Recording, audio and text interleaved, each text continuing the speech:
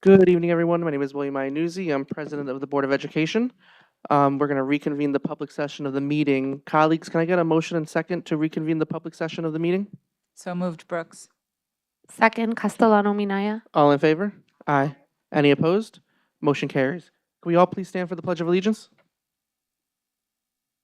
I pledge allegiance to the flag of the United States of America and to the republic for which it stands, one nation, under God, indivisible, with liberty and justice for all.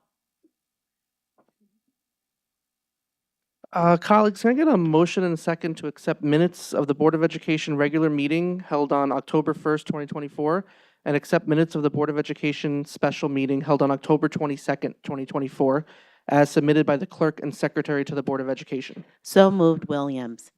Second, Castellano Minaya. All in favor? Aye. Any opposed? Motion carries. Next up are announcements by Board of Education members. Do any of my colleagues have any announcements they would like to make? Ms. Williams? Yes. Good evening, everyone. It's great to see you all here. Thank you. Let's see.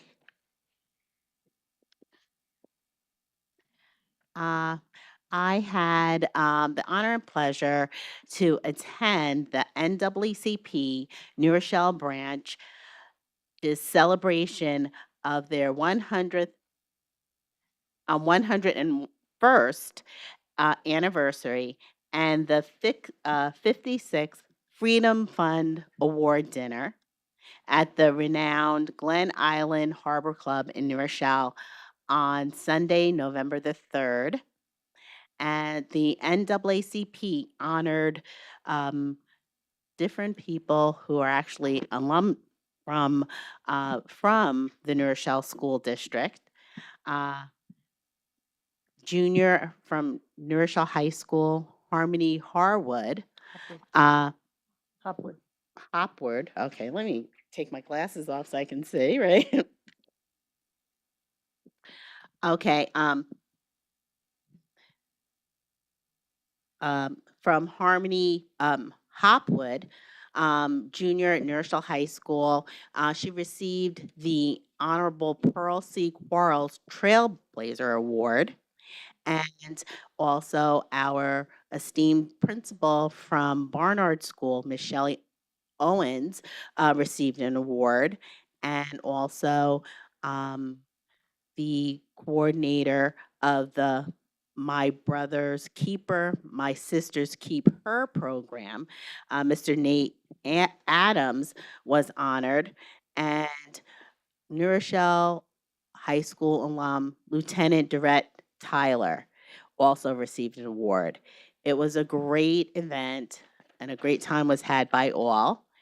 And also at Jefferson School, 82 Jefferson kindergartners gathered around tables set up outside of their first STEAM activity infused with social and emotional learning. And it was done through a program called Wellbotics, founded by educator and former school board member, Dr. Pamela Davis. And it uses coding and robotics to facilitate the therapeutic process as part of a holistic approach to physical, mental, and social health. And Trinity School had a lot of fun for Halloween. They had trunk or treat, and a great time was had by all. Thank you, Ms. Williams. Do any of my colleagues have any announcements? This one. Just want to shout out all of the 18-year-olds that voted in the New Rochelle High School district. I know some of you were new to the polls. So all those that participated in democracy. Thank you, Ms. Clean. Anyone else? Seeing none, we'll move into the superintendent report, and I'll throw it over to Dr. Reynolds. Thank you very much, President Iannuzzi, to our board trustees, to our members of the community who are here with us tonight, and those of you who are watching at home or at a later date, I wish you greetings.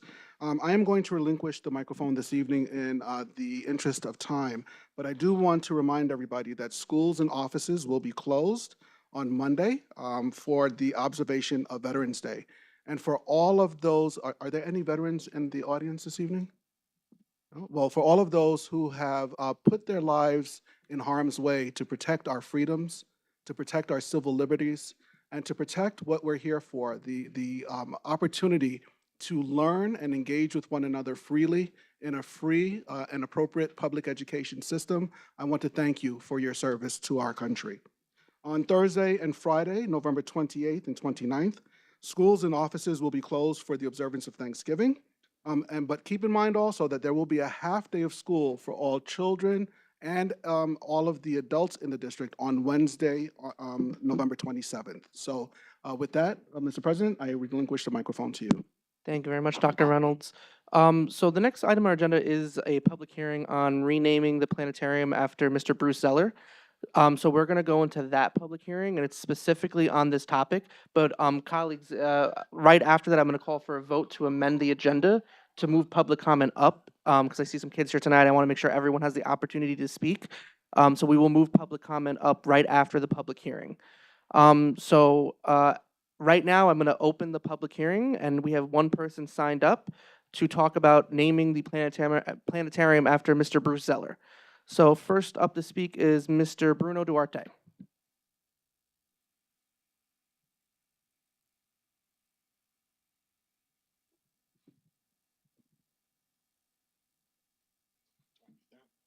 Small room, I'm loud. Okay. Good evening, Dr. Reynolds, Mr. Iannuzzi, and the rest of the members of the Board of Ed. Mr. Iannuzzi, thank you for reading my letter regarding naming the New Rochelle High School Planetarium after Bruce Zeller in the springtime at a meeting. My name is Bruno Duarte, and I'm a graduate of Isaac Young and New Rochelle High School. I'm very proud to say that I'm currently on my 26th year teaching at New Rochelle High School.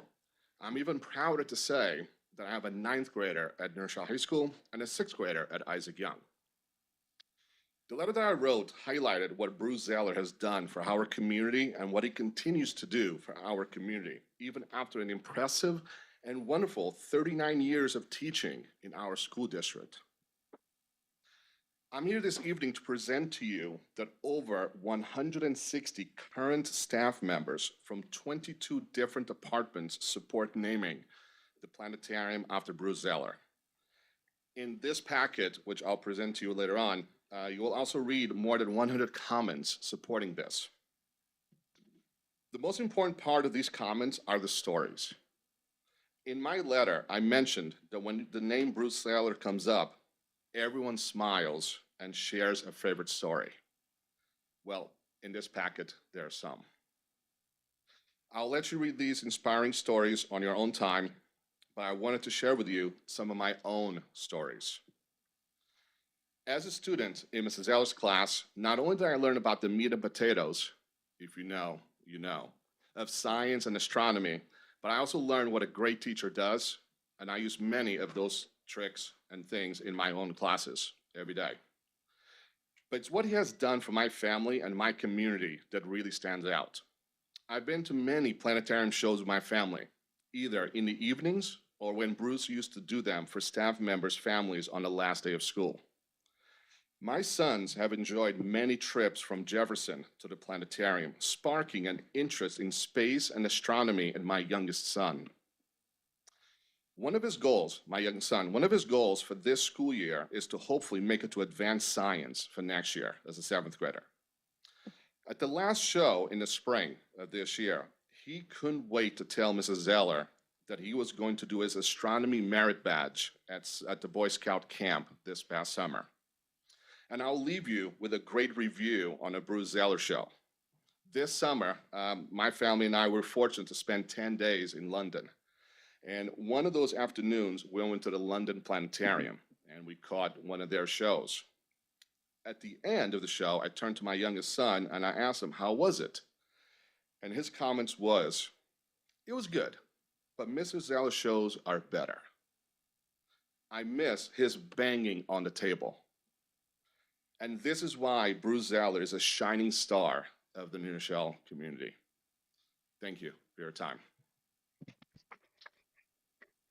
Thank you very much, Mr. Duarte. The packet you can give right to Millie right there, and she'll make copies for the board. Thank you. Would anybody else like to speak on the planetarium rename?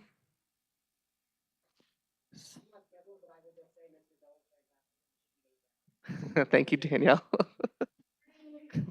Thank you, thank you. Seeing no more, I'm going to close the public hearing. And then colleagues at our next meeting will bring this up for discussion and a vote. So you guys can read the comments and stories, and then we can make our decision at our next meeting. Colleagues, can I get a motion a second to amend the meeting to move public comment up number 9 before number 7? So moved, Castellano Minaya. Second, Brooks. All in favor? Aye. Any opposed? Motion carries. So ladies and gentlemen, we are about to convene into the public comment period of the meeting.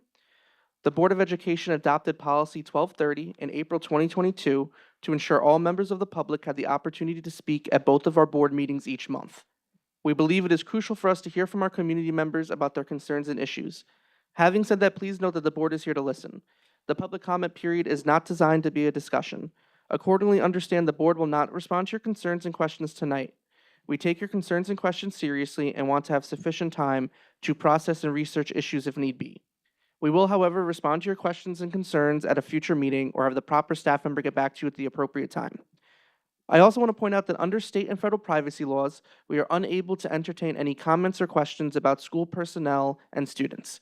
Please know, however, that we take personal concerns very seriously. On these matters, we would ask you to go through the appropriate administrative channels. Finally, we recognize that right now our nation and our community are polarized on a number of issues. That said, we want our school board meetings to serve as an example to our students that members of our school board and members of our community can deal with controversial issues in a civil manner and demonstrate mutual respect for one another. In that spirit, we will insist that all speakers and members of the audience maintain civility and respect for any divergent views that others possess. We ask that speakers please address their comments to the board directly rather than the audience. In the unlikely event the meeting becomes unruly, the board will recess the meeting and return once order has been restored. Finally, I want to remind everyone that you may submit written comments to the board in lieu of speaking during the public comment period if you so choose. Tonight, we've set aside 45 minutes for public comment, where each speaker who signed up before 3:30 today has 3 minutes to speak. If a person requests to speak after 3:30, speakers may sign up in person at the meeting with the clerk and will be afforded the opportunity to speak. Our first speaker of the night is Mr. Norman Hopman. I don't see Norman. Next up is Miss Scarlett Lewis.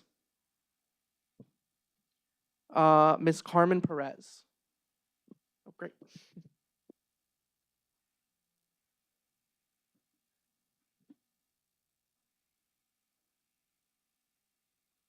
Hi, everybody. I'm Carmen Perez. I've got a 7th grader at Isaac Young and 3rd grader at Trinity.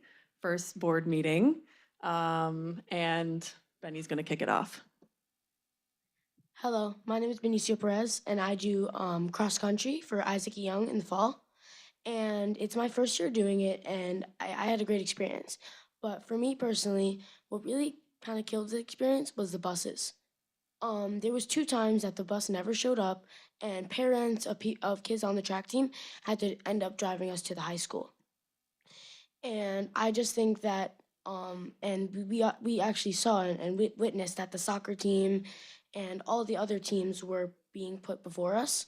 And even though cross country isn't a well-known sport, I think that we should be taken seriously, and we should be put just at the same level of importance as soccer and volleyball and all the other sports in the fall. Thank you. So thanks, Benny. So as a parent, of course, that was hard to know. They were also late almost every day. So it's hard to know the kids are waiting, want to go do their sports, and that was sort of a sad thing as a parent. We got them there when we could. We really love Isaac. We have a great experience. Teachers are great. He's getting a great education. When I spoke to the athletic director about the bus, they said that there isn't any way to cut the amount that's paid if they're late or they miss trips. I wanted to raise that. Who's ever in liaison with finance, it seems like if there's a missed service, that would be really motivating to find the missing staff that didn't get there. And then it's a small thing, you know, like the waiting, we got them there, he got to do cross country, but like little things like that will pop up sometimes at Isaac. And we've got big equity and equity budgeting, and we've got small equity, you know, squeaky wheels get the grease. So I don't know how often Isaac parents are calling into the district staff, to teachers and administrators when they have concerns and questions. My hunch would be it's less often. And so I'm just asking the board if there's a certain person you know at Isaac or an area of expertise that you have, just reach out, walk through the halls, give a little extra love to Isaac over the next couple weeks. Thank you. Thank you very much, and young man, thank you for advocating for yourself here in front of the board. Next up for public comment is Ms. Brenda DiGiacomo.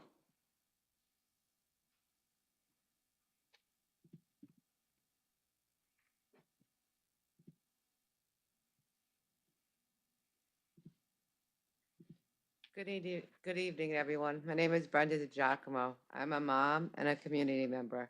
I want to thank all you teachers and staff for everything you do for all our children. Also, I want to know why Huguenot Academy is not getting included in the survey about graduation. I've been getting many calls about concerned parents, don't have transportation, kids take bus, walk to school, so how they're going to get to Westchester County Center.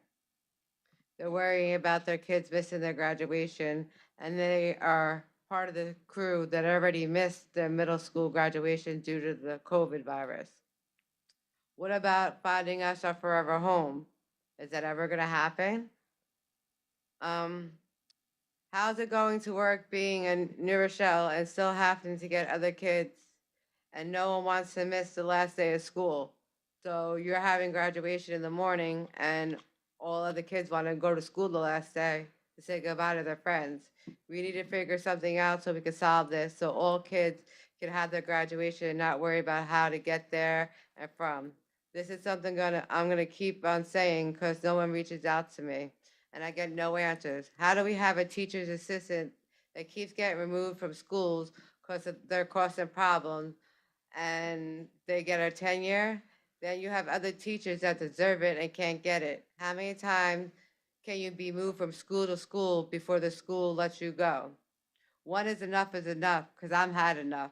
Now this person is working at the same school as my son.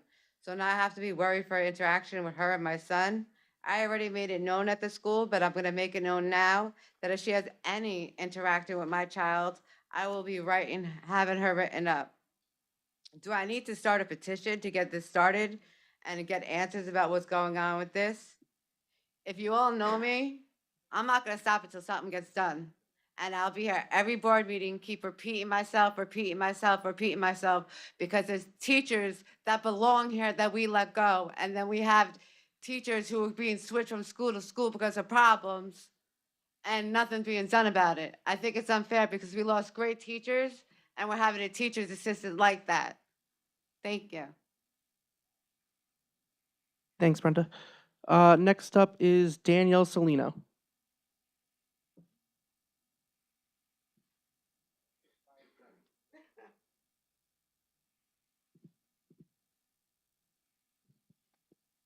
Good evening, everybody. I'm Danielle Salino. I'm a parent, I'm a community member. I'm the secretary of the PTSA at Huguenot Academy. My child is graduating this year. I am here to advocate not just for my child, I'm representing all the children that are graduating. Especially being at the Huguenot Academy, we are not represented with the high school. We do not get the same notifications. Not one parent, not one child got that survey. I was ignored last night in the webinar. I asked repetitive questions over and over. I literally had to say, am I being blown off before I got a response? These children did not get a graduation because of COVID. It was a drive up. And to have it at the county center, you have to understand half of the high school, all the South End gets bused to the high school. And I'm gonna go off what this wonderful child said, that his buses aren't getting him to practices. How are we gonna get every student and parent that has no transportation to the county center? A taxi will cost $33 plus tip. If they have to take a regular public bus, that's over an hour and a half. Parking is very limited. They have 590 spots there. people who work in White Plains and take the train all park in that parking lot. You cannot park on Terrytown Avenue. Central Avenue parking is extremely limited, and I spoke with County Police, White Plains Police, and Greenberg. If cars park in those shopping centers, they will be towed and booted. I tried to cover all my bases just to say, and yes, safety is an issue. Graduation would be better at night. There's less heat. If it does rain, things could be changed, put indoors. But safety and them getting there should be neck and neck.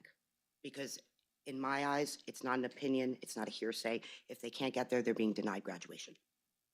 That's all. Thank you very much. Thank you all. And I will be continuing this because this has to be rectified. Because if buses aren't picking up children to go to high school for practice, that's how many buses are we going to need to get parents and 5 of their family members to the county center and home?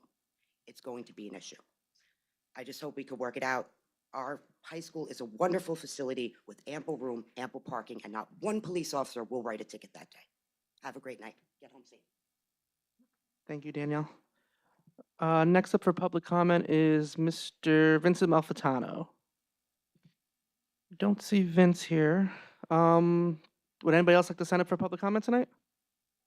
Miriam? Miss Miriam Deseem.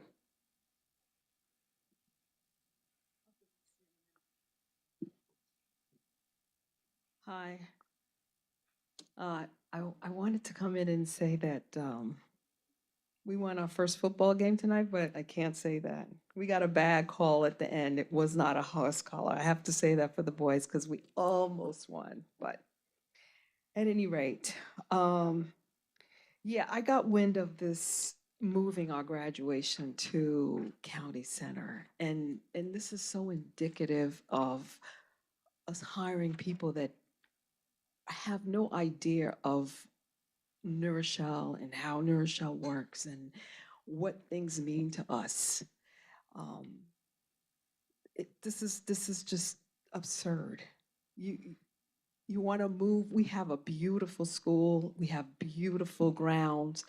For some reason, you decided to move it from the evening to the midday, top of the heat sun, and now you're talking about it's too hot. Because usually our graduations are in the evening. So put it back in the evening because that's one of the reasons they had it later on, so that you didn't have all of that heat.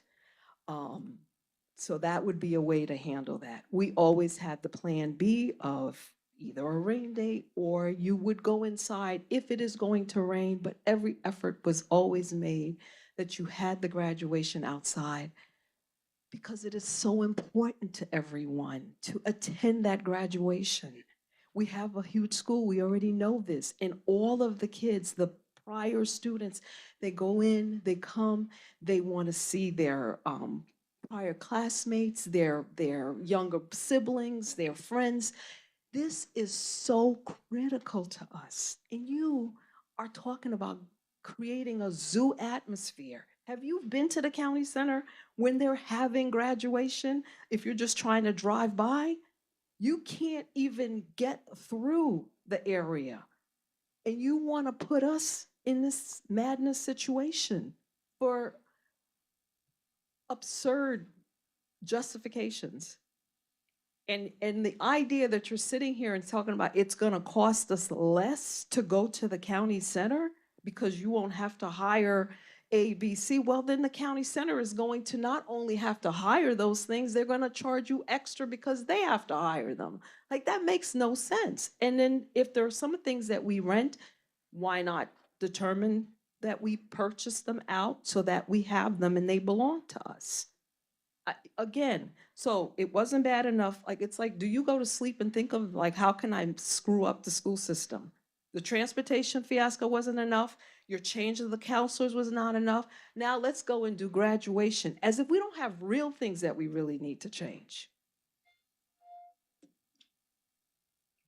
Thank you, Miriam. Vince, you're up.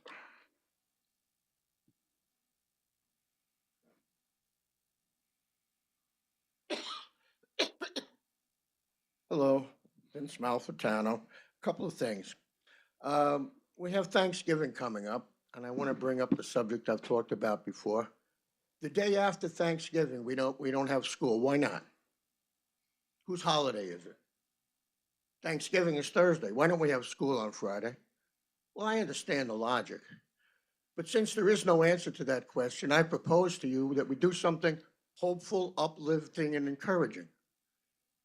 We give that day off from school to the indigenous peoples of our continent.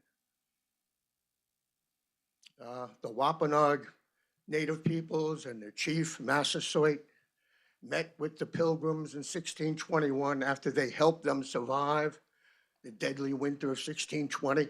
It's an uplifting story of unity and hopefulness. Oh, yes, as a history teacher for 40 years in the high schools of New York, I certainly got into the issues of the maltreatment of the indigenous peoples.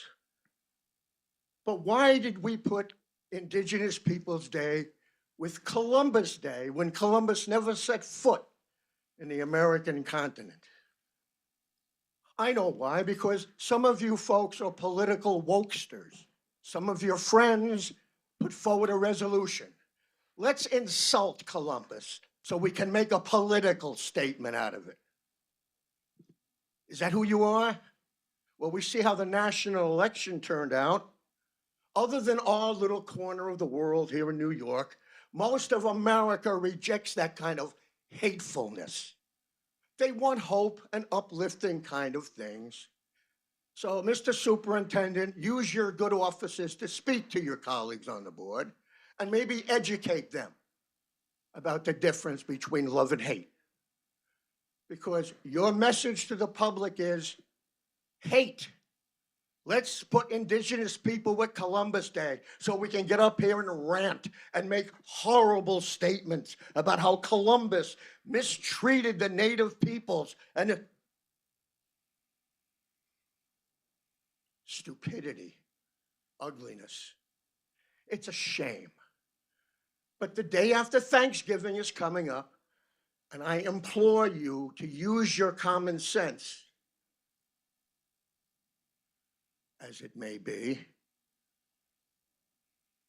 to think back. Do you have the courage? Do you have the courage to think outside the wokesters who put you in office? Do you? Remember, you were only elected by maybe 5 or 6% of the people in our town who even bothered to register to vote. So happy Indigenous Peoples Day coming up. Thank you. Thanks, Vince. Would anybody else like to sign up for public comment tonight? Okay, seeing none, thank you everyone who showed up for public comment. We are gonna move in to our discussion item for the night, strategic roadmap resource management. So Dr. Reynolds, I'll throw it over to you to set the stage. Sorry.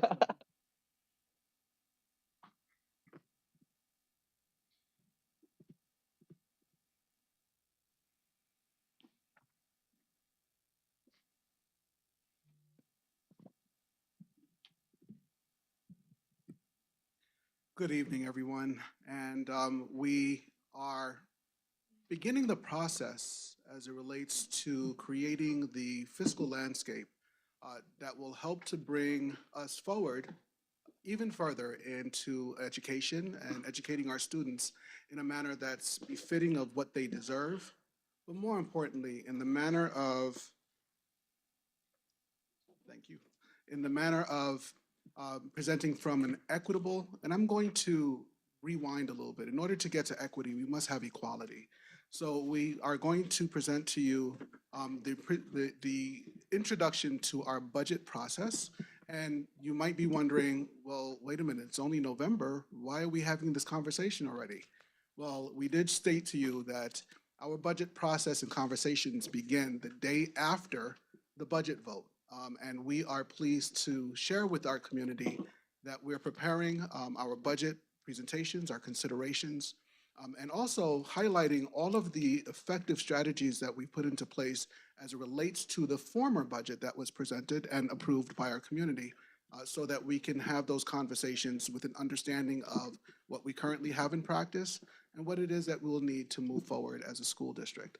And we want to do that at an early stage so that we have enough opportunity for a deep level of understanding, a deep level of exploration, and more importantly, a deep level of conversation as it relates to the needs of our students, of our faculty, staff, and our community here in New Rochelle. So tonight, I am pleased to introduce our Assistant Superintendent for Business and Operations, Mr. Carlos Leal, who's going to walk us through the beginning of our conversation as it relates to our strategic roadmap and the direction of resource management to our Board of Education.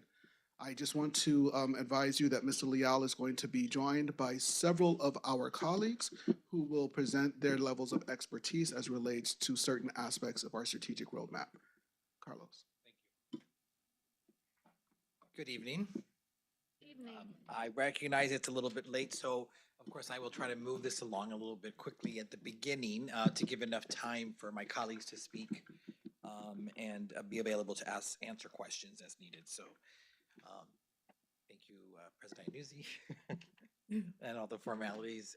If I would just jump in and very quickly, a reminder, if I may add that the individuals listed on the cover here, other than Mona Brody, who unfortunately is unable to join us tonight, so I will speak to her particular slide. But Director Mangold, Director of Services, Joy Mike, Business Administrator, Dr. Anastasia,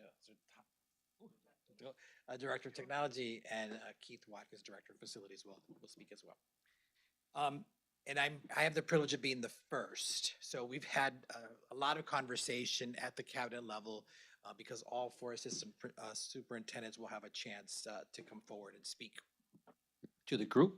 Is that better? Ahora sí? Ahora sí. Okay. So to set up for tonight's presentation, I'll begin with some context, then speak to specifically the strategic direction and goal and key accomplishments for the current school year, discuss the plans for our school year moving forward into the spring, and then a discussion about 25-26 as well, as all of this is about moving forward in terms of achieving our strategic plan. Again, everything is in the direction of our vision and our mission, our equity vision statement, and really, how does our work support our child, the whole child, in terms of their identity, belonging, and agency, and keeping that at the forefront of the decision-making and plans, ensuring that we are able to really support relationships, community, and the environment that we create and support.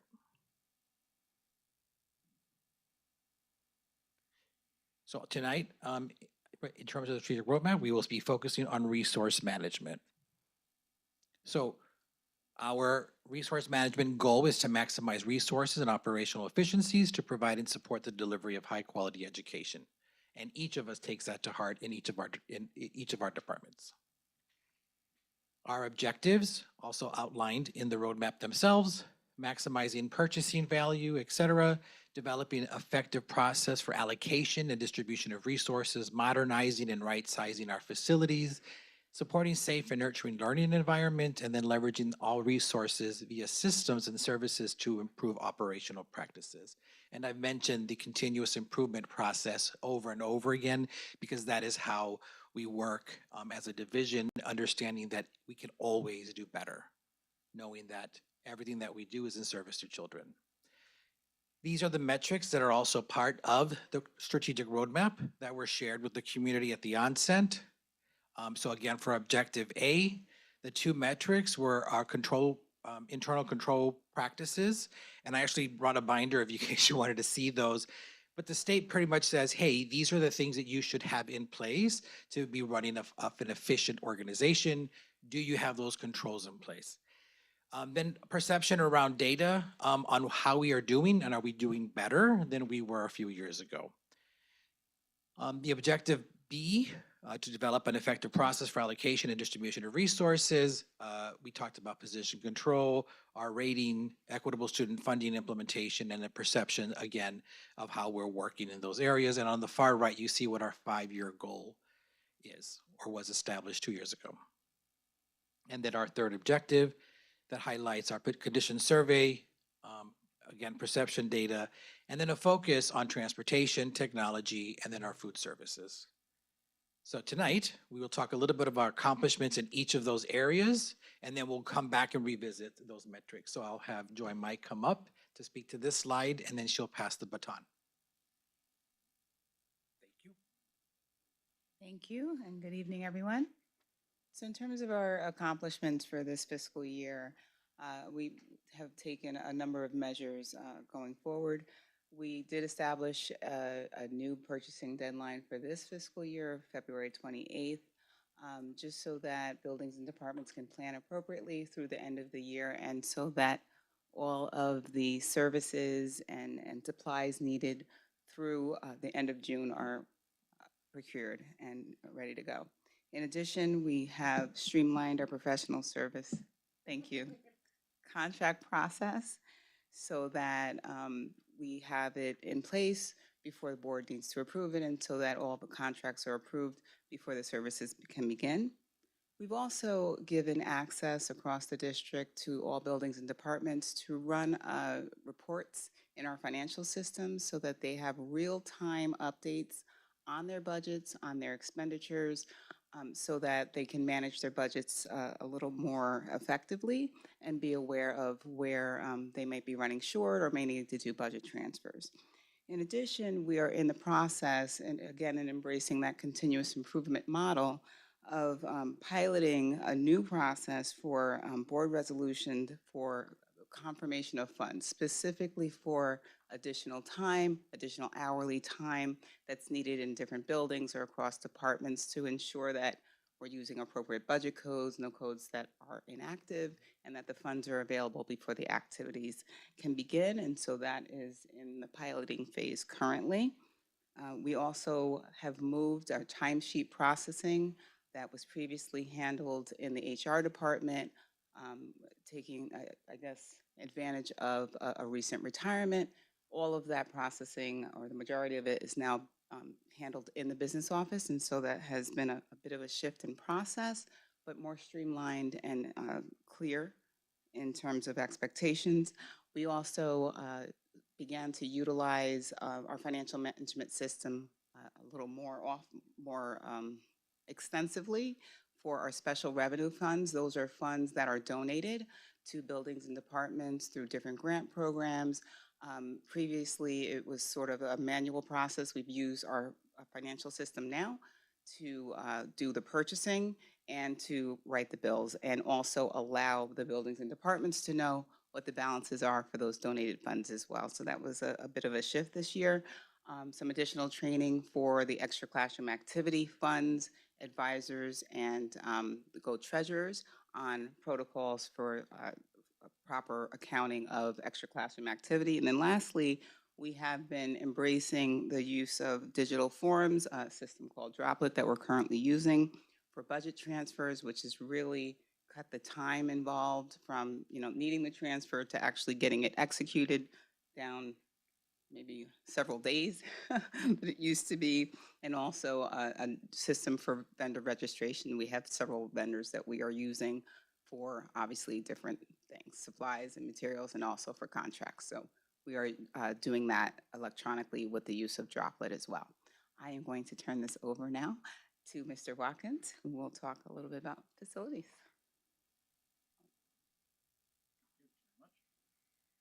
Good evening, President Iannuzzi, Vice President Brooks, and Board of Education. As a past board member myself, I just wanted to go back a month and thank you for your service last month when you were all recognized for your dedication and service. So thank you again for that. So my journey here is just to kind of highlight some of the things that we've done. I don't get the mic too often, they take it away from me, but just to kind of keep you updated as to what we've done, where we've been, where we're going. So Master Library is the first bullet. It's a single source program that we use district-wide now by all employees. Even outside community members and outside vendors have to create an account. It's been electronic for 2 years. It's been very successful concerning overbooking, uploading required documents that all relate to liability. So that has been a huge resource. I think we've worked the bugs out. It's streamlined now. Department and school level requests. Joy and Carlos talked about a lot of things. This is huge. Things during the year that just kind of pop up and say, oh, hey, facilities, you're going to do this. So now all departments and school level requests are required to be budgeted so that we can plan and emergency-based we know they're going to come up. We deal with those at a team level decision-making for building funding and availability. It's kind of really cut down on the, oh, hey, can we do this? And it streamlined a lot of our funds and made them a lot more effective for our use. New York State Energy Research and Development Authority, NYSERDA. I could speak in all acronyms, but I don't think that would be fair. Clean Green Schools Initiative. So over a year ago, we received $68,000 for extensive energy audits at Barnard and Jefferson. Those have already been completed. They are now been submitted for track 2. So they give you money to do the energy audit. You tell them all these great ideas, they get reviewed, and then there's millions of dollars available to execute those ideas, or FIMs, Facility Improvement Measures. So we're waiting to hear, hopefully, fingers crossed, we get awarded some money now to implement a lot of those great energy saving measures. We recently received $302,000 for extensive energy audits at the rest of our buildings. So a lot of the money wasn't utilized, so they let us know that those folks who received money for the first wave, hey, there's still money available. Do you have buildings that you'd also like to add in? So we got all our buildings in. We just got a PO for $302,000. Those energy audits are happening right now. We're collecting all that data. Then we'll take that and obviously apply for more money to do those things. We also received $170,000 for a 1-year on-site energy manager. We all have our certain skill set. Mine peaks out of a certain level. We have someone that's going to be with us for a year now, and they're going to be here after hours learning habits and cycles of our energy uses to try to suggest and implement measures that can even get us greater savings district-wide. And this is all different than the program with our energy demand response with Logical Buildings, where last year we received a check for $24,000. I'm hoping and praying that this year we're going to be above $40,000 for that same energy demand response program. Professional learning. Plant managers, custodians, and HVAC technicians completed 2 EPA professional training webinar series, titles of Indoor Air Quality Masterclass, Healthy Indoor Environment in Schools. These courses took more than 20 hours to complete. They did not like the homework, but they did it. It required a test, and each member received certificates of completion along the way, and then 1 master certificate. This is all in their files now, and it was a great course for everyone to participate in. Capital project updates, $29 million. We finally got permits for phase 1.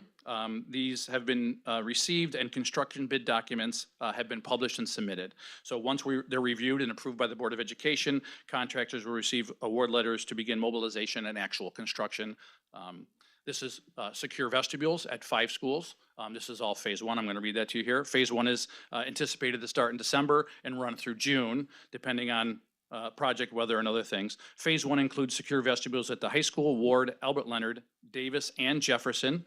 Includes Barnard chimney repair, high school exterior stairs, high school dead-end corridor, and Jefferson's main office renovation.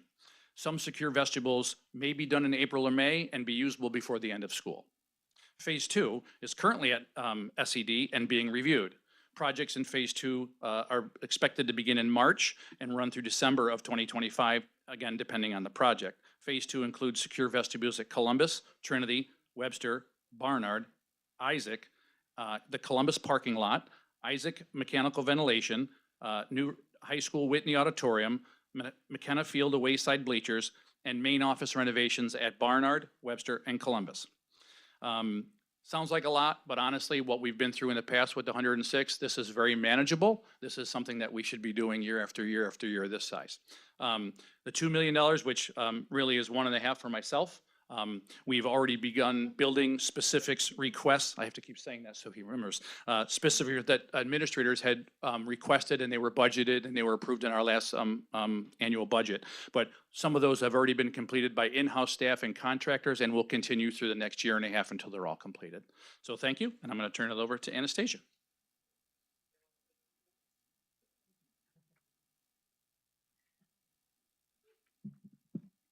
Good evening, everyone.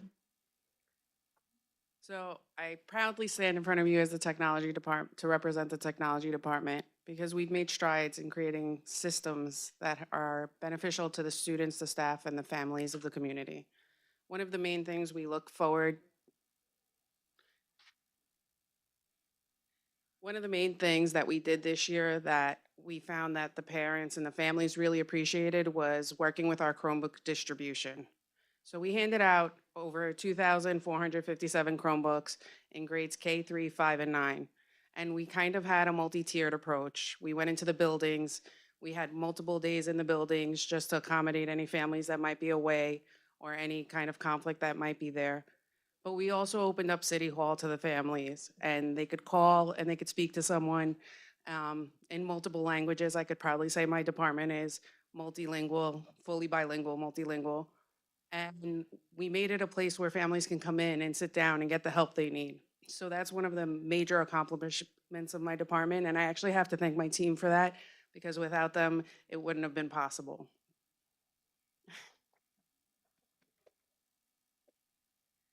The second systemic change we made is we brought our hardware and software purchasing process, and we really analyzed it, and we looked at the different laws that affect the software, like Ed Law 2D, and we wanted to make sure that we were compliant and that we were protecting the students in the district, and we moved a lot of that process to be heavily during the budgeting season, with a lot of communication with the buildings, the chair people, the directors, to ensure that it supported the curriculum, but it also kept our students safe.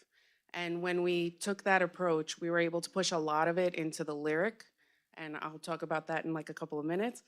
But it helped us really protect our district in a way that we weren't able to in a while. And with the hardware process, we've standardized.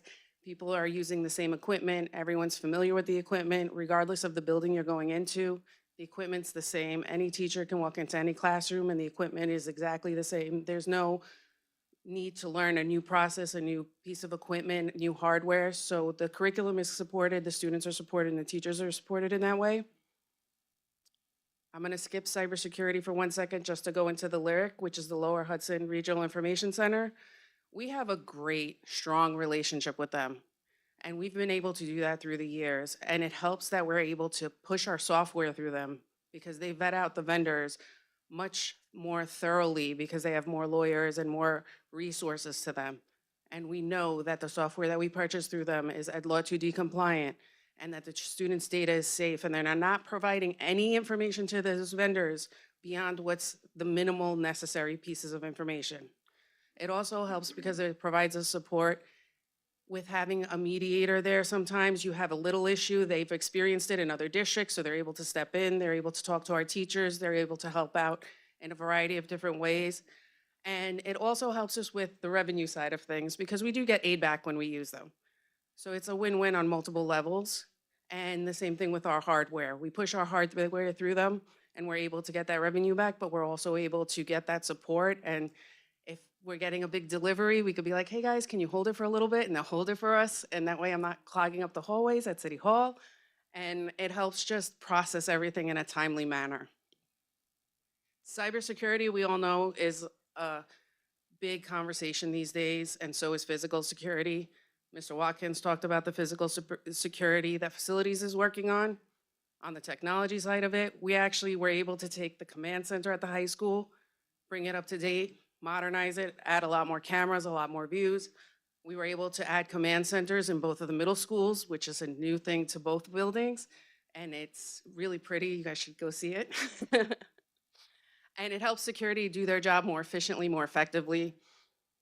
As far as cybersecurity, we've been doing pen tests yearly, which is a test that they look at if traffic's coming from the outside into our district. Are we stopping it? Do we have holes? Are there things we need to work on and close up?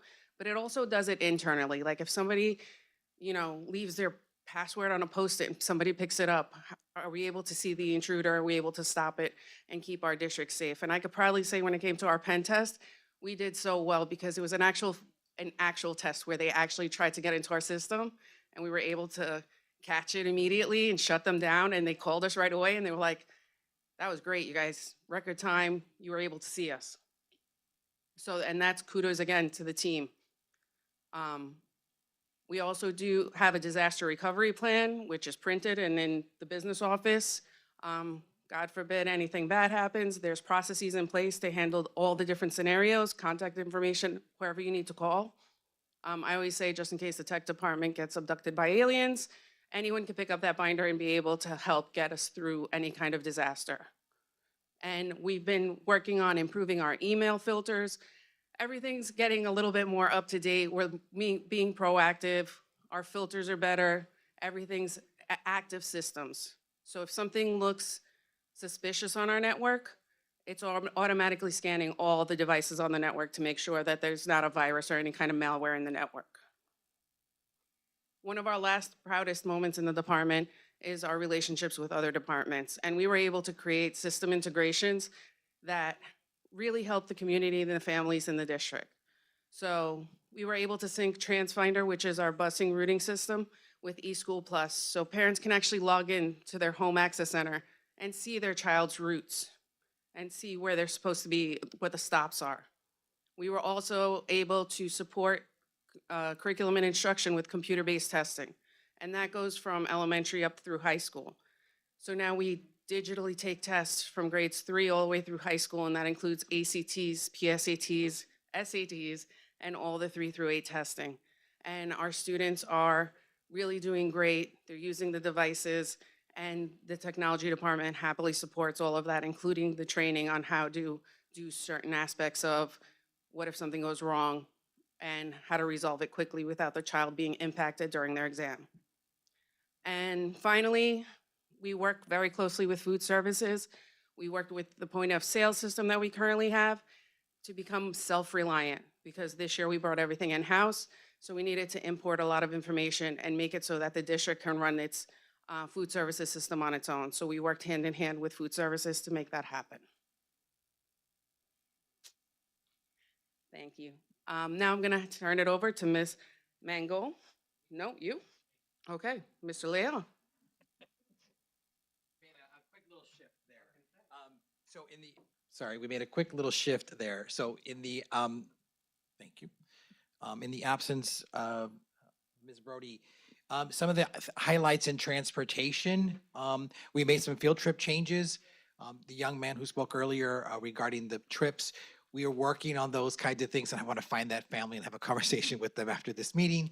Well, definitely tomorrow, because he's probably sleeping now. But field trips, and a lot of it is because we had overlapping of times. And so we've talked with the schools about, hey, if you're going to go on a field trip, we want to support you in that. But is it possible for you to get back to campus by 2:30 so that we can be ready with the next run for the next group of students that need to get home? And because there's always a lack of bus drivers, lack of monitors, et cetera, creating those systems has helped to run a more efficient program. We're also in the process of reviewing all of our policies. I'm going to bring some of those to the policy committee for review. Bus safety and accident responses. Unfortunately, we had an accident a couple of weeks ago. We were on the scene, and we used that opportunity to really look at our process. What are we doing well? Did we react appropriately in time? What do we need to do? So we basically did a SWOT analysis after the fact, and so we're using that in addition to working and holding our first student much more accountable in terms of what their reporting has to be to us on a monthly basis in terms of the drivers and their records. We developed a transportation handbook that is on the website for transportation, available to all families. And then Anastasia spoke about the integration, the TransFinder to eSchools, and then we're bringing on Viewfinder, and Viewfinder is gonna really make things really exciting because anyone will be able to see what we see. They just won't be able to make any changes. So schools will be able to run their own list at any given time because it's in time data. So as we're making those changes, then families who also have access, or first student who has access to it as well, will be able to say, hey, we changed a route, we changed the student, they're on or off the bus. They know immediately, they can run their own report, and everything is at time, right? Like right at the moment. And then also we're taking advantage of those digital forms. Again, it decreases the amount of time we spend on something else where we can be doing things better, quicker, and be more efficient, which is a cost savings. But those are the applications for our district families who need to get those applications in over the summer, and then also those incident reports, which now I will say in terms of the incident reporting structure, the way it works, it gets routed so that when the incident happens, first student gets a copy, the principal gets a copy, they sign off on what they did, who did it go next to, how does it get to us, and we're able to timestamp it so we know how quickly we are responding to things as well. And I will pass that on.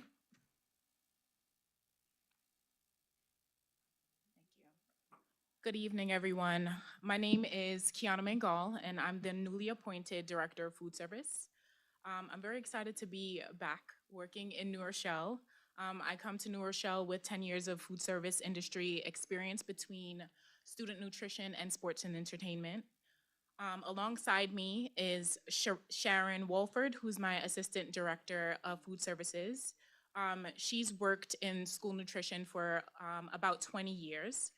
And Wendy Grasso, our Food Services Manager, who has been with the district for 7 years.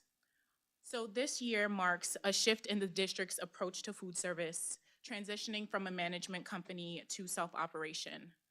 We started off this year knowing that it would be a huge lift, reestablishing vendor relations, navigating intricate regulations for the food service program, and building out departmental systems to ensure a smooth transition, as Anastasia had mentioned earlier as well. We are very excited and proud to say that we are in full operation, offering breakfast, lunch, snack, and catering throughout the district. We're proud to speak on some of the variety that we are offering students.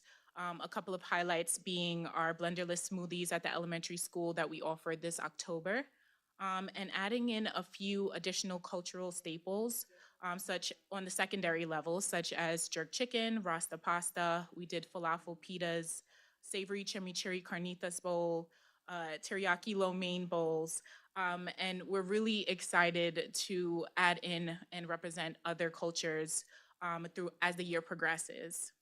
These efforts have shown a positive impact, aligning with our goal to provide students with nutritious meals throughout the day. And that shows in our participation trend year by year, as you can see on the chart on this slide. We've seen a 24% increase in breakfast meals year over year for the month of September, increasing from a little bit over 19,000 meals to over 24,000. We also see a 21% increase in lunch meals year over year, going from a little over 83,000 meals to over 100,000 lunch meals this September alone. This small snapshot just shows us not only that we've seen an increase in participation, but we know that our students are going into the classroom fed. Whether that's for breakfast or for lunch, that makes us know that our students are able to go in fully nourished and ready to learn. So that's most important to us. Along with this, we're proud to announce that the district has been renewed for community eligibility program, which means that all students will continue to receive breakfast and lunch through 2028. We wouldn't be here without the support of the community. Parents, guardians sending in lunch applications to help us maintain that community eligibility status. As well, we wouldn't be here without the collaboration from other departments, such as facilities, IT, who has supported in the integration of our POS software to streamline communication between software, the purchasing department, and many other departments throughout the district. So, in close, we're looking forward to continuing to enhance the food service department, to continue to provide nutritious meals for all students, and to continue to collaborate and foster community and engagement throughout the district. Thank you. Thank you. And I'm not sure if you got a chance to sample some of the food that was brought over. So there are a few samples outside, and anyone here, please, if you haven't had a chance to have a little bit of dinner, please take advantage of it. It is amazing. But that just kind of speaks to, and I hope that these slides have just provided you an idea of the work that's happening on a regular basis, all in service of. And then how do we measure that work, and how do we continue to improve those metrics is where we are. So I get the pleasure to go first, but recognizing that I think we can do better in terms of how we report out on our metrics. So I'm bringing back the same slide that you saw earlier, except there is a column to the far right now that says progress. So you have a sense of where we started, which was the baseline, and where we still want to be. So in terms of those internal controls, and this is the binder that I have, and I started with Corey, and I'll actually bring it to the finance committee so you guys can see all of the controls that the state is saying you need to have in place. And so we're actually going to retreat sometime next month to sit down and go through each one of those again and just say, what do we have in place? What do we need to improve? Maybe we have it in place, but we can make it better. We are working on a survey, I think next week or the week after. We're also meeting to coalesce a survey that we're going to send out to our community to say, these are the improvements we've made. Do you notice the difference? What can we still improve on in terms of feedback so that we can continue to get better? Our position control, we are about 90% there. I have to give kudos to the HR department. Joan has done such an amazing job in that lift. She has really taken on that piece. And on the other side, Joy and Don have just been troopers in terms of making sure that we link the codes for each individual department, individual site. And then again, in our state reporting, those codes that are associated with, they are at the high school and they teach ENL, and therefore this must be their code that they need to receive. And so it kind of ties into the previous budget conversation we had last year. And everything that we're doing, either it plays in concert with or supports another behavior or action from a different department, again, all in service. Our progress, you'll notice here the AA1 rating for our Moody's and the AA for S&P rating. We had talked about our credit score. Our credit score has improved. So yay, I'm happy to say that. And we want to get again to our 5-year and then maintain that level of excellence because it does help in terms of borrowing and savings. The equitable student funding implementation, we moved from just having a certain dollar amount in the budget to then this past school year and then again into this budget cycle. How are we divvying up those equity dollars so that individual schools receive equitable dollars for ENL students, et cetera? Excuse me, I think I need water, but I don't have any. Then the perception data, again, in this area, that will be part of that survey that's in the process of being developed. Thank you. And then the third is the building condition survey, which, if you will remember, all of our campuses received, what was that, 2 years ago? So all of our locations are safe. They all passed. And it's 100% with a small little star there because the pool is still not complete. So we have to acknowledge that. Again, perception data around improving our facilities, technology, food service, transportation. This, I think, would be a bit more of the quantitative responses that we'd have to then code a bit. There will be some qualitative things, but it's a little bit of both. Then the transportation efficiencies, as you know, we are now fully staffed in transportation. That has made a huge difference. We had a much better start to the school year, but again, there's still areas of improvement there. And now we're working on internal practices or practices, should I say, or processes with other departments to say, hey, we can route better if we get the information sooner or in this particular way. And so those are the kinds of conversations we're having right now to improve for this coming school year for 25, 26. Technology tickets. One of the issues with that, and we talked a great deal about this, was how quickly are we responding to technology issues? How quickly are those tickets that are submitted getting resolved? There was 57% was the baseline. We, as of 10/25, 87% of those tickets are getting completed within a, I think, what, 2-day period. And then breakfast and lunch. The initial metric for this was just the baseline of 38%. What it is as of 10/25 was 36%, but we kind of wanted a list for you, breakfast and lunch, so that moving forward, we can show that what percent of our kids are taking advantage of breakfast and what percent of our kids are taking advantage of lunch, because that will tell a very different story. So while our number might be increasing, let's just say we get to 54% lunch, but the number of breakfast is still really low, then there's something we need to tackle in terms of breakfast or vice versa. And what are the strategies we could put in? So it is the collective. Yeah. And our goal, of course, is the 80%. Okay. So that kind of summarizes what we're doing, the number, the metric to kind of show where we are. And then I'll go very quickly so I can give you a chance to ask questions. Again, our goal, our objectives, and our commitment to that continuous improvement. And so our areas of focus currently continue to be all the things that you've seen in terms of getting them or being better at those, but also, again, the position budget alignment, our internal controls, a review of policy to bring that to the policy committee, looking at risk management deeply on having conversations with NYSER regarding our insurance portfolio, how we can't, what contracts we have, but also what's included in those contracts in terms of requirements for insurance. AI, starting to have those conversations and needing to have a larger conversation about that at some point. And then again, ongoing process of improvement. So moving forward, something that you might be interested in 25, 26, we are moving to Amazon Prime for business direct orders. And I wanted to highlight this just specifically because right now the current process is all teachers get to order items and then our office gets hundreds, like box of invoices. And now we just spend hours and hours and hours sifting through paper. Like, what are we doing? How can we do this better? This actually takes all that out. And again, it's the efficiencies that add up to dollars if you think about it in that way. And so it's one way in which we're saving money. We're also saving time, and then we could do other things better and actually be more creative and innovative with our time.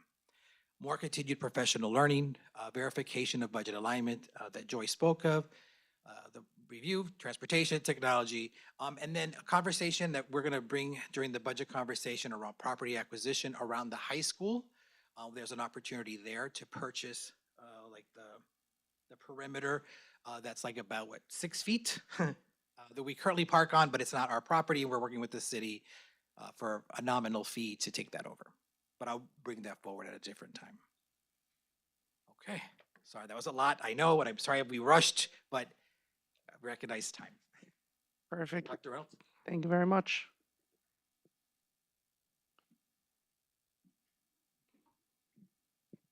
I'm sorry, I made the mistake of putting candy in my mouth before I got here. So we've started the exploration of, really what we are doing well, what we are not doing so well, but striving to do better in, and what the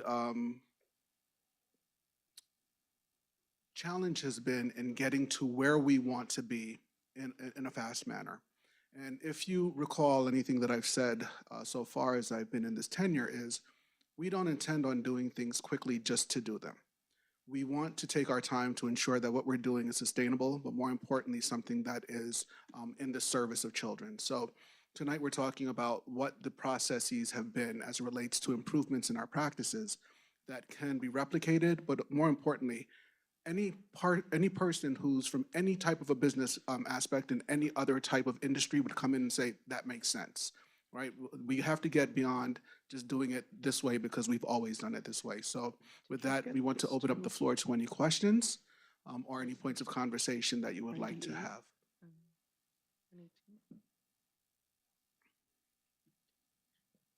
Do any of my colleagues have any questions? Oh, Ms. Williams?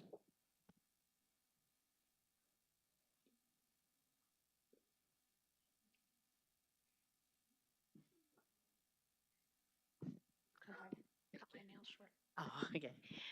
Thank you, Dr. Reynolds, and thank you to the team for that presentation. And can you just remind us what FY24 means? Sure.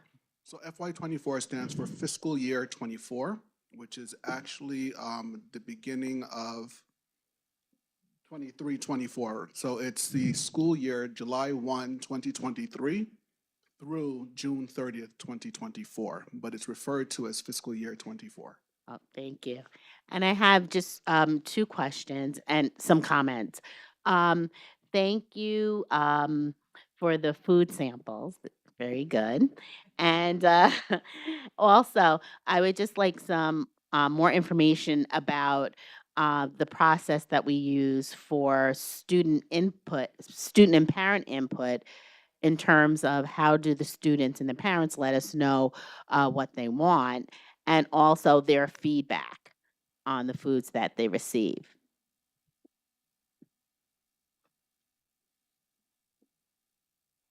Thank you for that. And for the most part, starting off, we get a lot of our feedback one-on-one from our team members on the ground. We find it very important for them to ask the students what they like when they're coming through the lines. And a lot of times, students are very vocal and they say, I don't like that, or can we get this instead? So that's one way that we're able to get feedback from students. Usually from parents, I'll get emails that they'll share their ideas or suggestions. And it's very important for us to make sure that we're hearing that. And we're finding ways to both represent parents and students on the menu. So we're looking to explore more ways for us to get that feedback. But for right now, it is more in person and via email for the most part. Oh, okay, word of mouth and via email. So were you considering a survey or something like that, or a questionnaire? Yeah, I think that that would be the best way. We are exploring having suggestion boxes at the high school level, the secondary level, because students are more prone to write down an idea and drop it in. And I think that that would be a first good step for us to go with. And then I do think in the future, potential surveys would be very important for us to feel that information. Okay, great. And in elementary school students, they really have ideas and wants and desires too, and they would be able to complete a questionnaire or survey. For sure. Okay. Thank you. You're welcome. And thank you for the transportation handbook.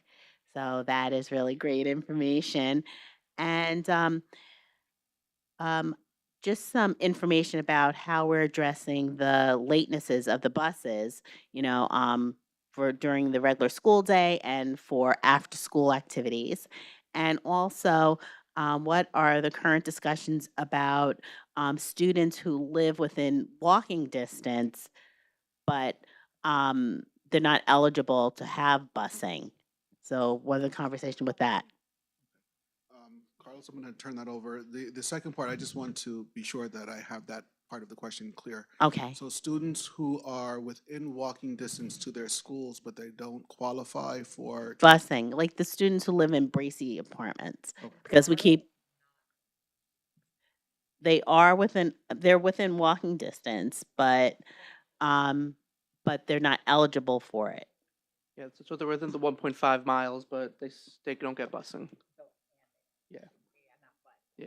Mhm. So I'll work backwards. So in terms of who's eligible, it's based on board policy. So if you live within the 1.5, then you do not qualify. If you live at 1.5 or beyond, then you do qualify. It's all based on board policy. So if you live within the 1.5 miles, then you are not eligible. If you live 1.5 or beyond, then you are eligible for transportation.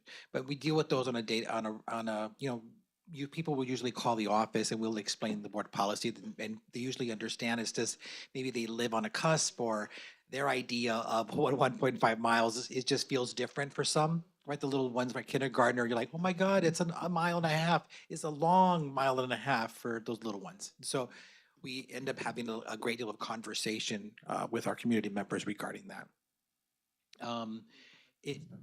Yes, sir. So also keeping in mind that what some of our community members may do, they may use a walking device to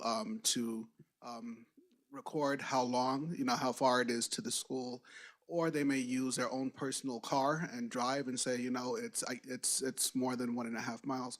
What we have to remember is we have to go by what's prescribed bus routes, right? So a bus route is very different than a car route. You may be able to go down a street that a bus won't be able to fit down. So we have to reroute based on that and based on New York State approved routes as it relates to our buses. So the measurements that you might be getting as to I might be farther away than you're saying I am is not always comparable because of that.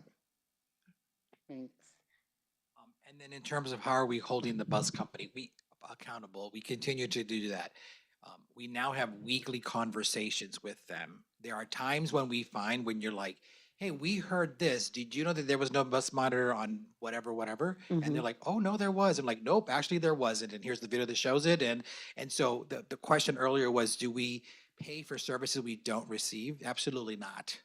At the end of every month, we deduct anywhere where we did not receive the service. So we are holding them accountable for those things. There are days when there are not enough bus drivers or monitors, period. And so on days where, I don't know, for example, our neighboring districts were all leaving at the same time for whatever reason, they had a huge field trip somewhere, their buses are running late, it impacts us. And so on those particular nuances, we might be told ahead of time. And so now that with this integration, we're able to let people know ahead of time. But there are times when we don't know, and that's when we're holding people accountable. Unfortunately, I don't have additional drivers to say, you know what, you can't accommodate, so we'll adjust. So we're trying to think creatively of how we can do that.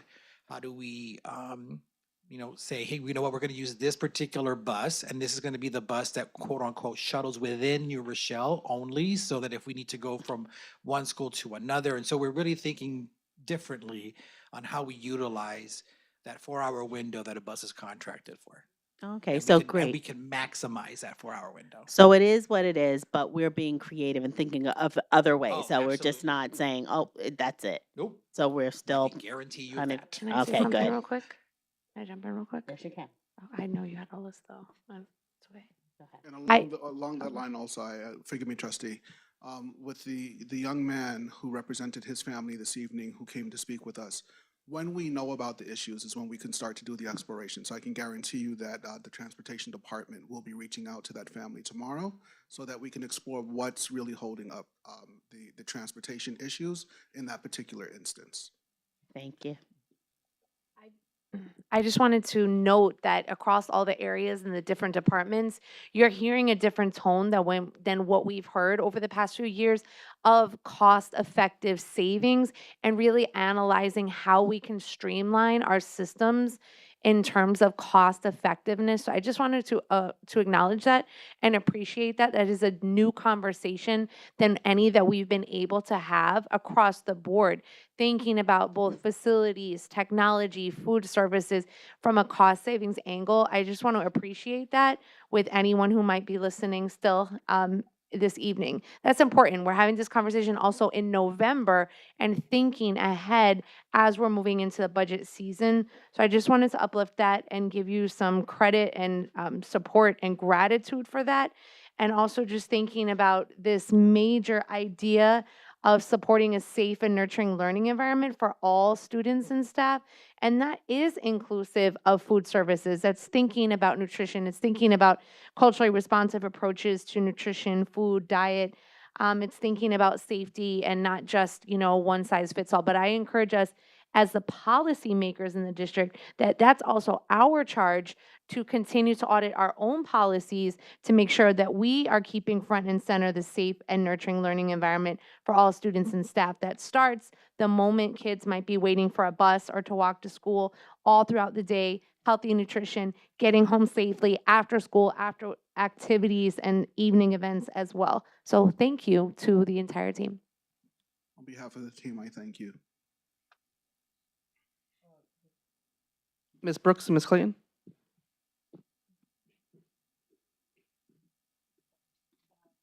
I had a question about the professional learning and training component. Could you just expand a little bit on that for the 25-26 game plan for the 25-26? You talked about professional learning and training. Could you expand a little bit more on that? Sure. So on the training, I'll just speak to training first because professional learning is a little different. But training is, there are just new ways of doing business, and we need to teach you how to do them, provide you the tools to be successful. And so we're being more cognizant of what trainings we need to provide to our staff. So as a process changes, then what supports do we put in place for folks to be successful, and then use that process with fidelity. And just in relation to transportation, I noticed in the routing and efficiencies, often we do this training internally, but is there sort of an onboarding liaison for, let's say, the transportation of the transportation captains at the different bus terminals so that they're in alignment with, I guess, you know what I mean? Like they kind of act independently, but yet and still our teams have to communicate with them. Appreciate it. Thank you very much for that question.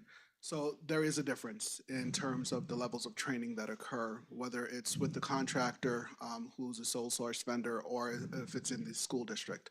What we do is we have communications to understand what types of trainings are necessary as it relates to the vendors and their employees, keeping in mind that that vendor is a separate operational entity that has its own rules, regulations, according to New York State. Absolutely. That we cannot dictate to them because it would be a violation of their own union contracts and things of that nature. So what we do is we try to ensure that our communication is clear in terms of what it is that we feel we need as the consumer, that our communication is clear as it relates to what trainings we feel their personnel might be deficient in, and then we work with them to try to secure some possible vendors for those trainings to take place, as long as it fits within the scope of the allowance of a state law as it relates to the vendor. Thank you for that. You're welcome. Thank you all so much for your presentation. I think in a big picture way, I just want to commend the whole team for putting together such a coherent presentation where it was really clear where you work together, but also where you shine in your individual areas. And I look forward to, I think Mr. Leal mentioned his colleagues at the other assistant superintendents will be doing this. And I think you've set a very nice and high bar in terms of using metrics and really explaining how you're thinking about them, why they're the appropriate metrics, and giving us a sense of where we were, where we are, and where we're going. So just thank you in a big picture way for a really concise but rich presentation. I did have a little question, and maybe it's just like a calculation error on slide 20 on the breakfast and lunch served. I knew you were going to go there. So I just would love an understanding of that, downward trend on the average, even though both breakfast and lunch went up. Absolutely. Yeah, so please understand that our number of students have increased. So while those trends have wait, I want to be sure I have that right. So the number of students, here, come on over.